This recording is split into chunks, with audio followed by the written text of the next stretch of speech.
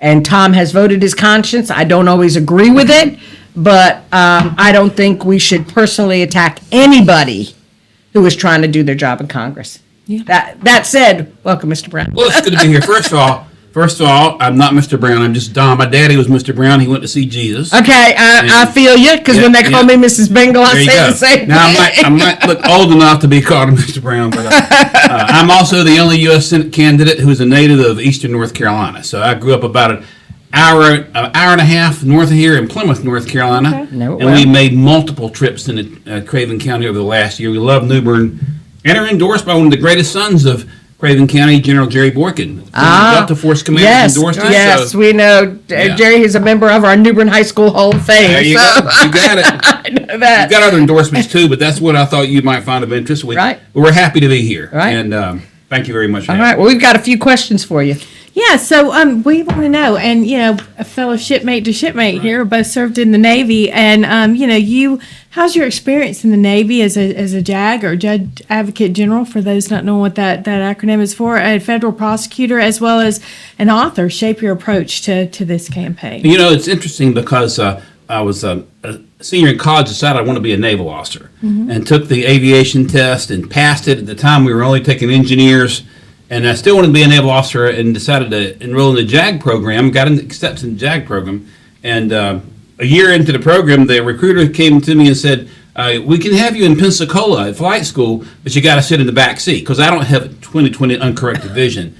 And I stuck it out. And I think my experience as a JAG officer has really impacted me more after my active service time. We've been involved in working with Gold Star family members. I wrote the book on the shoot down of Extortion 17. That was a Chinook CH-47 that was shot down in Afghanistan. In 2011, we lost 17 members of SEAL Team 6, our DevGru. Met Pete Hegseth through that. I've worked with Pete Hegseth on rules of engagement issues when the Obama administration set the rules of engagement to basically favor the Taliban over American service members. President Trump wound up pardoning Lieutenant Clint Lawrence, 82nd Airborne Paratrooper that I represented. I've worked with Pete Hegseth closely on that. So it has been the greatest experience in my life to have served in the United States Navy. I would do it all over again. One of the hardest decisions I ever had to make was coming off active duty. But I'm with a Navy nurse this morning, so you can't go wrong with Navy nurses. Surrounded by Exactly. So one of your campaign priorities is to restore fiscal discipline in Washington. We all want that. We all know it's out of control. Can you just outline specific spending cuts or reforms you would like to pursue once you win the election? I'm not talking specific cuts. I'm talking about specific chainsaw surgery, okay? Hey. Now listen, I heard the sheriff. The sheriff's got a point. Fiscal discipline, lack thereof, is a problem.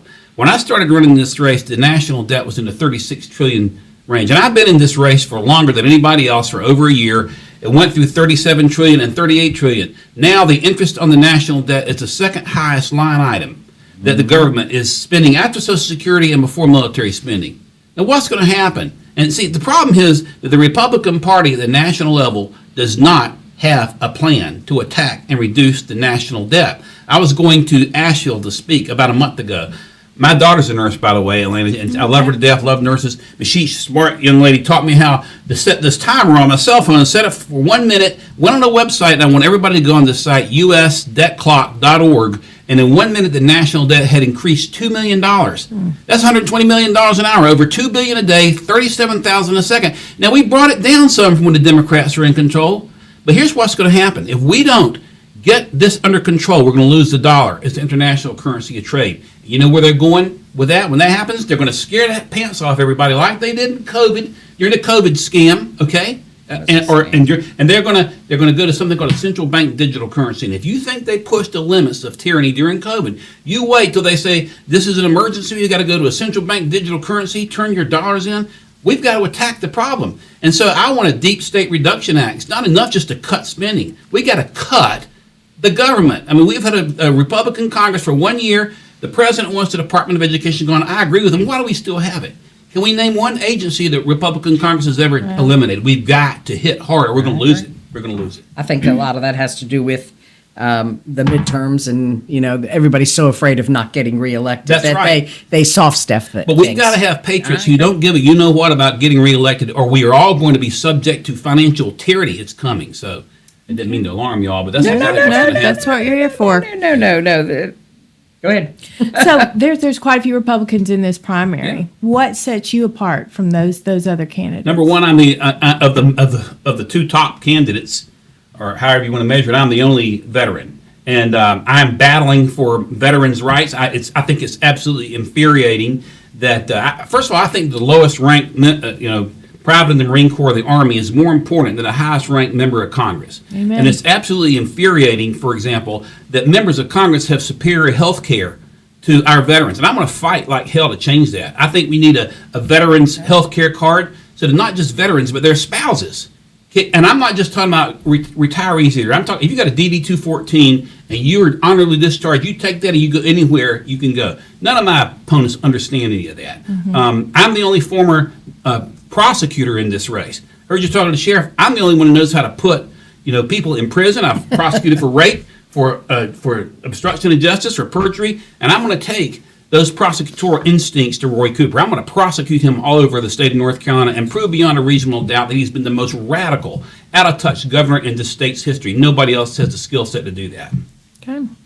Oh, I tell it like it is. I couldn't agree with you more. We need to, and I think Congress should pay into Social Security. Why should they have a separate retirement plan? Absolutely. That's ridiculous. That is Absolutely. total, and all the federal employees who don't pay into Ladies, Social I Security. promise you, I will be the most unpopular freshman Republican in the United States Senate. And those issues are coming to the forefront. I agree. For congressmen to be treated like kings and queens when we have working people that are having to pay into Social Security, it is a crime, and it's got to come to a stop. One of the reasons we're out of control fiscally.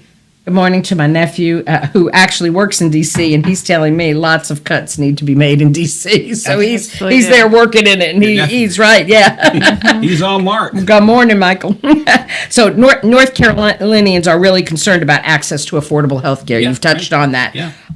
As the federal ACA subsidies, we're starting to change that.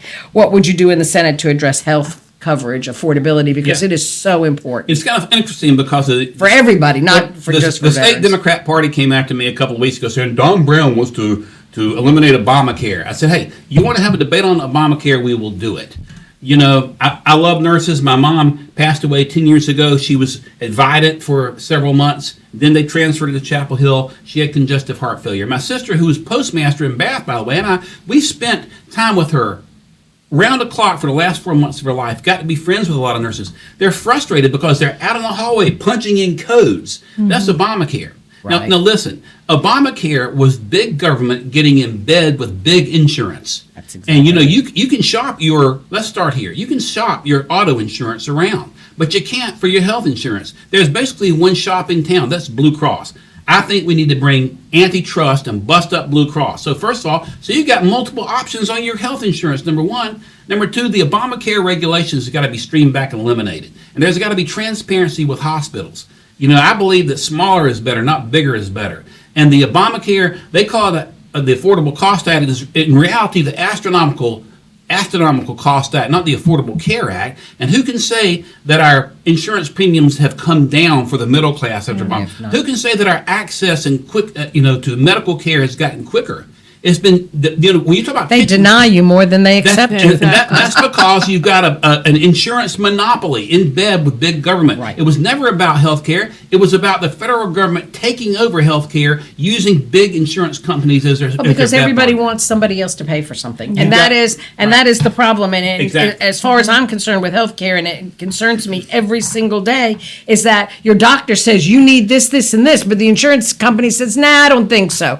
Well, who is the insurance company to say what your doctor, who you have a personal relationship with, says you need? Then they don't pay for it. The person and gets then sicker, you have and then it things like costs clinical more. practice guidelines where you may need an MRI, but they're not going to let you have the MRI till you've exhausted all these other measures first, Right. instead of just going to the diagnostic Right. procedure you need. Yeah. And you don't need 6 months of physical therapy before you can get an MRI. You should be able to get that MRI. That's That's what exactly the right. doctor needs. But it goes back. This started with Obamacare. It's big insurance in bed with big government. And both big government and big insurance need to be busted the hell up. And I'm going to lead the fight for that in the United States Senate.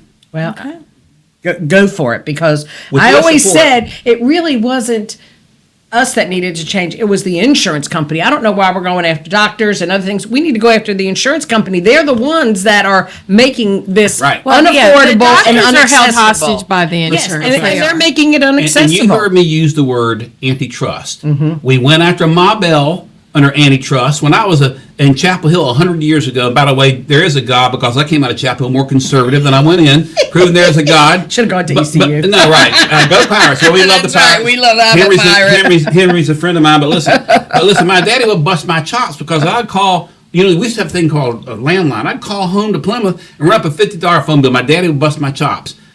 Fast forward 30 years, my son is in Afghanistan and I'm having Facebook live conversations with him. No, amazing. But that's because, you see, we busted up Ma Bell through antitrust. And it didn't cost jobs. There were more jobs. More phone companies come along with more competition. Antitrust is a Republican idea. It was started by Teddy Roosevelt. It needs to be applied against Blue Cross. It needs to be applied against these big, Humana, all of that. pharmaceutical, Yeah. pharmaceutical, agricultural, Monsanto. I want to use big antitrust to give small farmers and small businesses a chance and to bring down the cost of health care. You're not going to hear any other Senate candidate talking about this. Right. Because I've got a command of the issues. And I'm not just talking about here in North Carolina, I'm talking about nationally. That's what has to happen. Well, one thing you've stated, and I've listened to you in some other platforms, that you would vote in the best interests of North Carolinians, even if it's not along party lines. So, what can you give an example of maybe a bipartisan issue where you believe compromise is got to be essential? Well, let me just, first off, I heard the sheriff. I know also Bobby Hannig and others have stood up for our shrimpers. I'm the only U.S. Senate candidate that's even made an issue of it. I've been endorsed by Jerry Schill, who was Good old Jerry, love him. Jerry's endorsed us, and I'm standing with our shrimpers, for example, even though, like Asa just said, there are members of our own party that opposed it. Yes. I'm going to do what's right. I mean, national security is food security. Food security is national security. We had tons and tons of radioactive shrimp that Walmart had to pull off the shelf that was imported from Indonesia. And I'm going to push for federal legislation to protect shrimpers. And by the way, I love our somebody said, well, you're supporting the shrimpers. You're against recreational fishermen. Hey, I'm a recreational fisherman. I grew up fishing the Albemarle Sound, the Pamlico Sound, the Outer Banks. Daggone it, we ought to be able to fish for flounder, and we ought to be able to fish for rockfish and salt herring too. So, but the point of the matter is, I will stand for what's right, and my litmus test is going to be the Holy Bible and the United States Constitution. I'm a constitutional attorney that will come above all. Awesome.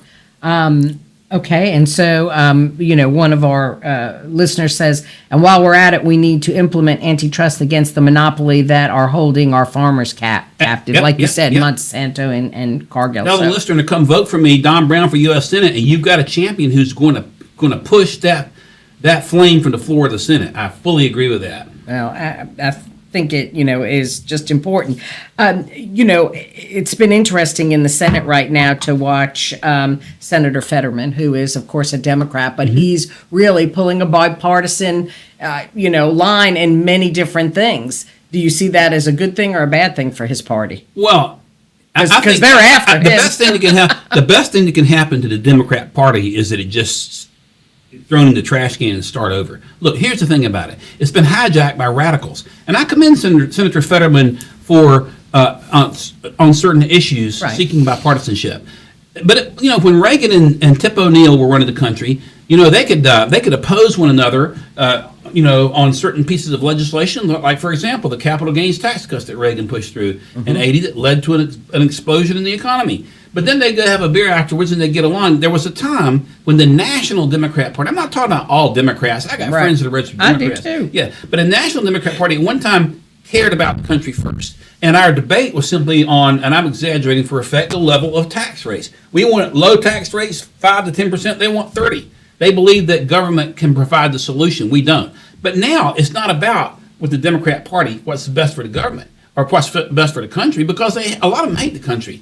But I think somebody said, how do you have bipartisanship cooperation? You talk about issues, just like we're talking about the shrimpers issues. We're talking about antitrust on Blue Cross. Why would a Democrat oppose that? Well, I can tell you the reason, because the Democrats are in bed with big companies now. You know, they used to say, my granddaddy, who was a Democrat, he used to say the Republicans is for the big man. Yeah. The Democrats is for the little man, God rest his soul. But it's actually opposite of that. Yeah, I agree with you. I think it has to. But you talk about issues and you try not to get personal. I agree with what you said about Senator Tillis is not personal.